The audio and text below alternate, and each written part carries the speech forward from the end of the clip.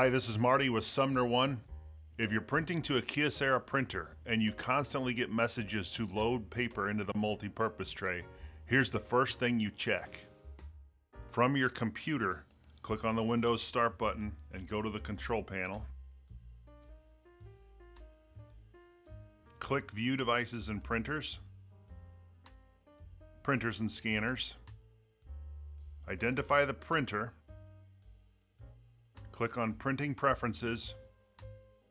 Here on the Kyocera driver, click on the Basic tab and make sure Media Type is set to Unspecified. I often see it set to Pre-punched or Bond or a different type of media here. It's a quick fix. Choose Unspecified. Hit OK. Try your print now. Thank you.